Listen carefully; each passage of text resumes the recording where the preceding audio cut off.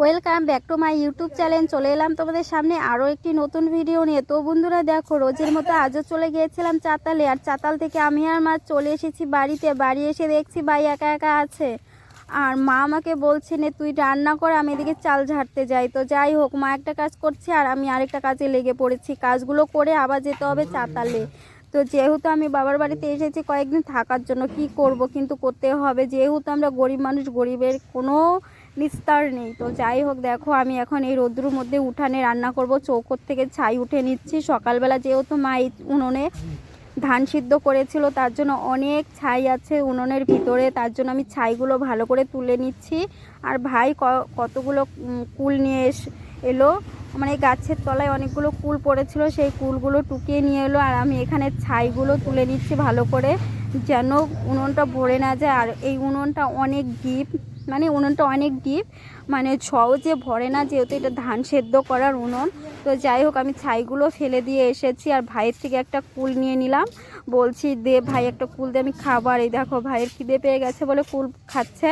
আর মা ওইদিকে কাজ করায় কাজে ব্যস্ত, কাজে লেগে গেছে। মা চলে গিয়েছে চাল ঝাড়তে, যেহেতু ঘরে আজকে চাল আছে, মানে আদা ডাম চাল আছে, তবু ধান ভাঙিয়েছে। আমাদের তো জমির যে ধান ছিল সেই ধানগুলো ভাঙিয়ে নিয়ে এসেছে। মা বলছে তুই একটা কাজ কর আর আমি চাল ছাড়ি, মানে কাজগুলো সেরে ফাঁকে ফাঁকে কাজ করতে হবে। দেখো আমি কিছুটা চাল ছেড়ে নিয়ে যাচ্ছি রান্না করব বলে। তো এই চালগুলো কেমন হয়েছে, ভাতগুলো খেতে কেমন লাগবে, তার জন্য এখান থেকে কিছুটা চাল ছেড়ে নিয়ে যাচ্ছি। মা বলছে তুই তাড়াতাড়ি রান্না বসিয়ে দে। আর এইদিকে বাবা চলে এসেছে, বাবা এসে ডাকছে। তো আমি বাবার গেটটা খুলে দেওয়ার জন্য যাচ্ছি। দেখি বাবা কি কি বাজার নিয়ে এলো। তো যাই হোক, আগে দেখা যাক দেখি কি কি বাজার নিয়ে এলো। তো এই তো, কই বাবা কই, এই যে বাবা গাড়িতে আছে, তোমাদের সামনে এখনই চলে আসবে বাবা কি কি নিয়ে এসেছে। আমি গেটটা খুলে দিয়েছি। আর প্রচণ্ড রৌদ্র উঠেছে জানো, এতটাই রৌদ্র, মানে রৌদ্র তো ভীষণ ভালো লাগে। কার কার রৌদ্র ভালো লাগে জানি না, আমার তো ঠান্ডার দিন থেকে গরমের দিনই ভালো।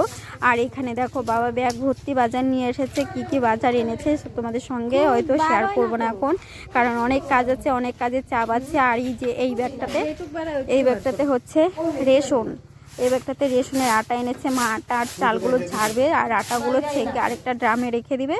তো চটপট করে মাও চাল ঝাড়ছে, মা হচ্ছে বাবার সঙ্গে গল্প করছে, আমিও এইদিকে গল্পের তালে তালে ভাতের হাঁড়িটা নিয়ে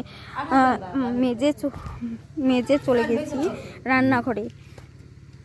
তো মা এখানে দেখছে, মাকে ক্যামেরায় দেখা যাচ্ছে, তার জন্য মা তোমাদের সামনে একটু ক্যামেরার দিকে তাকিয়েছিল। যাই হোক, অনেকগুলো চাল, মানে এখানে হচ্ছে 2 বস্তা চাল ছিল, 2 বস্তায় হচ্ছে 2.5 মণ ধান ছিল, 2.5 মণের ধানের চাল।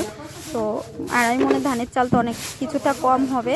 তার আমি যে দেখো এই ড্রামে যতটুকু ছিল অতটুকু আমি এখানে ঢেলে নিলাম। আর মাকে ড্রামটা ওই পাশে দিতে হবে, না হলে চালগুলো ঝেড়ে রাখতে অসুবিধা হবে। তো মাকে বলছি মা তুমি আস্তে ধীরে চালগুলো ঝাড়তে থাকো আর আমি ওইদিকে রান্নাটা সেরে নিই। তো এখন বাজে হচ্ছে 12টা, এখন 12টা বাজে। তো এখন আমরা সকালবেলা অবশ্য রান্না করেছি, সিদ্ধ ভাত রান্না করে খেয়ে দিয়ে চলে গিয়েছিলাম চাতালে। বাবা গিয়েছিল রেশন আর বাজার আনতে, ভাই তো বাড়িতে আছে গরু বাছুর দেখাশোনা করার জন্য। গরু বাছুরগুলো না দেখলে, কারণ একদম উঠানের সঙ্গে ভুট্টা ক্ষেত, সেই ভুট্টা গাছগুলো খেয়ে ফেলবে বলে ভাই বাড়িতে আছে।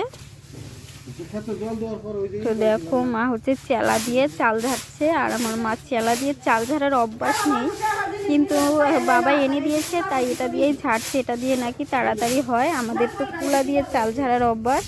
আর আমি এখন চলে যাব ভাতটা বসাতে। দেখো প্রচণ্ড রৌদ্রুর মধ্যে আমি কিভাবে রান্না করছি সেটা তোমরা দেখতে থাকো, কোথায় রান্না করব। এই যে দেখো কত কাজ, এখানে ঘরে হচ্ছে অনেক বাসন আছে, মানে সকালে যে খেয়েছি, মানে খেয়ে দিয়ে বাসনগুলো রেখেই চলে গিয়েছিলাম, 10টার সময় গিয়েছিলাম। বেশি লেট করে গেলে আবার সুপারি পাওয়া যায় না, তার জন্য বাসনগুলো মাজতে আর পারিনি, সময় পাইনি মাজার। তাই এখন আমি বাসনগুলো মাজবো, ভাত বসিয়ে দিয়ে বাসন মাজবো। আর এদিকে বাসনগুলো আগে ভিজাতে হবে, শুকিয়ে কটকটা লেগে গেছে, তার জন্য এখানে আমি বাসনগুলো ভিজিয়ে রাখছি। আর রৌদ্রটা তো গায়ে লাগছে, খুবই ভালো লাগছে, অনেক দিন পর গায়ে রৌদ্র লাগছে। আর আমাকে ডাক্তারবাবু বলেছিল যে গায়ে রৌদ্র লাগানো নাকি ভালো, তার জন্য তো এখন আমার রৌদ্র ভীষণ প্রিয় হয়ে গেছে।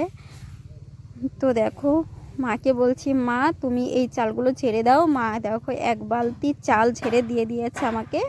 এখন আমি ভাতটা বসাতে চলে যাচ্ছি। আর উনানে রান্না করলে খুব তাড়াতাড়ি রান্না হয়ে যায়। আর আমি হাঁড়িটা কলপারে নিয়ে এসেছি, যেহেতু জমির চাল, মানে জমির বাড়ির চাল হচ্ছে ভালো করে হাঁড়ির মধ্যে নিয়ে ধুতে হয়, মানে কেমন যেন একটা কালো কালো কালো কালো কি ঘোলা ঘোলা জল হয়। কেনা চাল যেমন হচ্ছে সাদা হয় জলটা, আর বাড়ির চালের জলটা ঘোলা ঘোলা হয়। তার জন্য এই চালটা ভালো করে অনেকক্ষণ ভরে ধুতে হয়। তো তার জন্য আমি একদম হাঁড়ি সহকারে নিয়ে এসেছি কলপারে। তো তোমরা কেউ কিছু মনে করো না, আমি কলপারে হাঁড়িটা এনে ধুচ্ছি, কারণ চালগুলো ভালো করে না ধুলে হয় না। আর আমাদের কলপার একদম পরিষ্কার, কোনো নোংরা নেই কলপারে। তো দেখো আমি চালগুলো এইভাবে ধুয়ে নিচ্ছি ভালো করে না ধুলে না ভাতগুলো একটু ঘোলা ঘোলা হয়। আর ভালো পরিষ্কার করে ধুলে হচ্ছে ভাতগুলো সাদা ফুটফুটে হয়। কিন্তু হ্যাঁ, ভাতগুলো খেতে এত টেস্টি হয়, মানে কি বলবো, খুব ভালো লাগে। ভাতগুলো না মিষ্টি মিষ্টি লাগে। আর এখানে বলো তো কী দিয়ে দিলাম, হাঁড়ির গলার মধ্যে ছাই দিয়ে দিলাম। এখানে একটা এক্সট্রা প্লাস্টিকের ছাই রাখা ছিল, আমি সেই ছাইগুলো দিয়ে দিলাম। ভাতটা বসিয়ে এই যে দেখো আমি সবজি কাটতে লেগে গেছি। এখানে আলু, বেগুন, ফুলকপি দিয়ে একটা সবজি হবে, আর ডাল রান্না করব। আর হচ্ছে মাছ এনেছে, মাছ দিয়ে শুধু আলু দিয়ে ঝোল করে নিব।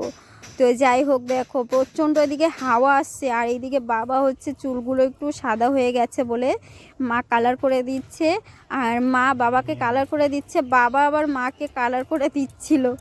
তো যাই হোক, দেখো বাবার চুলগুলো কালার করে দিচ্ছে, আর বাবা আমাকে আয়না দিয়ে দেখছিল।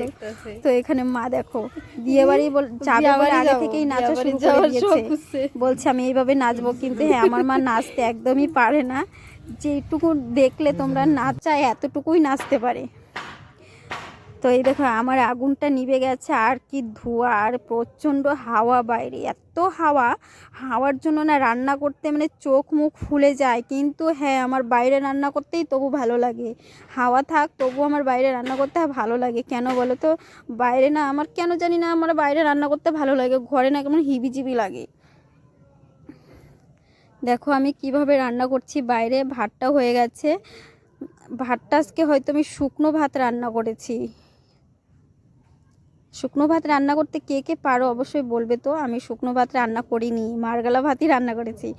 মা বলেছিল অবশ্য শুকনো ভাত রান্না করতে, শুকনো ভাত রান্না না একটু অসুবিধা হয়ে যায়, এই হচ্ছে ব্যাপার। তো তার একটু তিতকুটি লাগে ভাতটা, তার জন্য আমি মারটা গেলে নিচ্ছি। হ্যাঁ, আমাদের বাড়িতে শুকনো ভাতই বেশি রান্না হয়, কারণ মা পারে না মারগালা ভাত রান্না করতে। আমার গ্রামের মানুষ তো জানোই, গ্রামের মানুষ শুকনো ভাতই বেশি রান্না করে।